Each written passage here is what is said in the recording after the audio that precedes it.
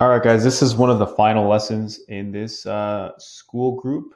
So this is offboarding and taking your profits into real life.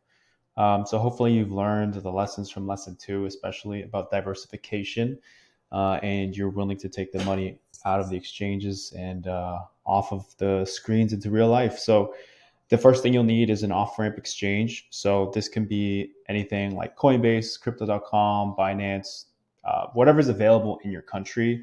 This is a little grid on exchanges being ranked. So I'm in Canada and I prefer using Newton. That's the one I use.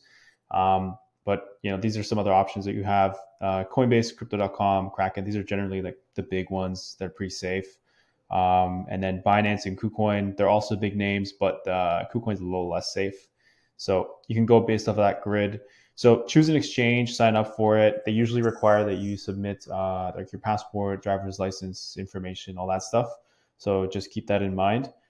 And then second thing you're gonna have to consider is the network options. So the network security. I'll go into that in the next slide.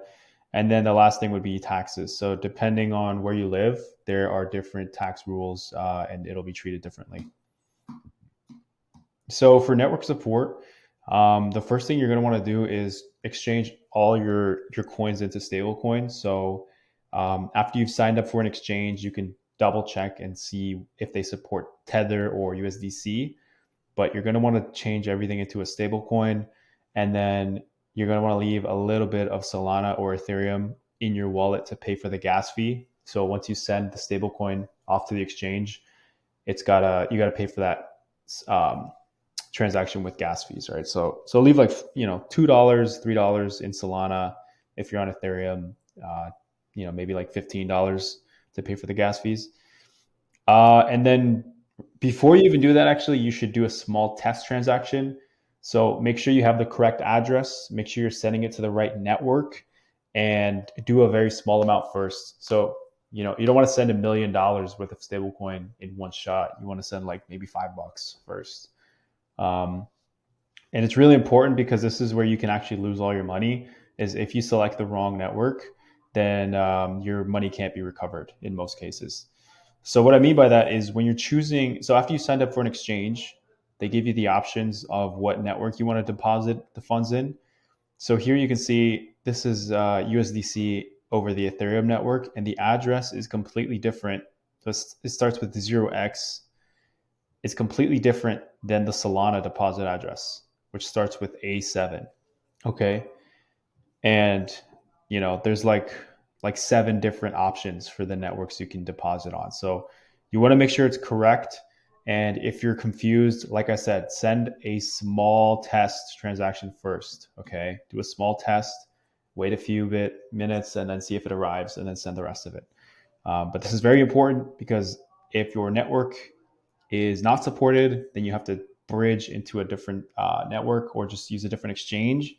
But this is where I see most people lose their money is actually at the final step because they send it over the wrong network and their money gets stuck in an exchange. And then you're subject to the customer service of the exchange. And we all know how that goes. So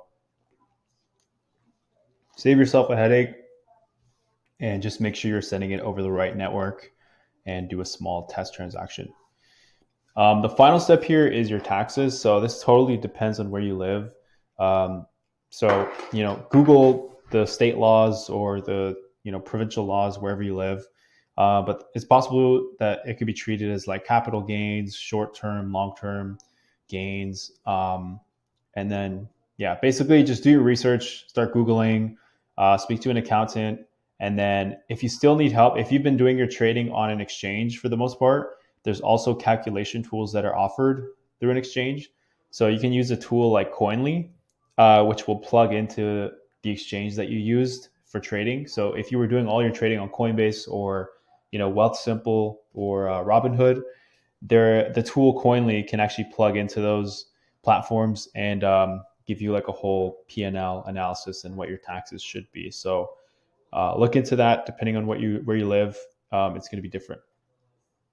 So to summarize again, you have to choose an off ramp. So choose an exchange that you're going to sign up for, and then do your network security stuff. So send a small test transaction, and then make sure it's being sent over the right network.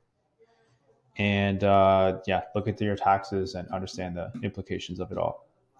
So that's the final lesson. That's the final video. Thank you guys for watching. If you found my teaching style like helpful, then I'm going to be doing another program after this. So stay tuned, and thank you guys for being awesome students, making it to the end.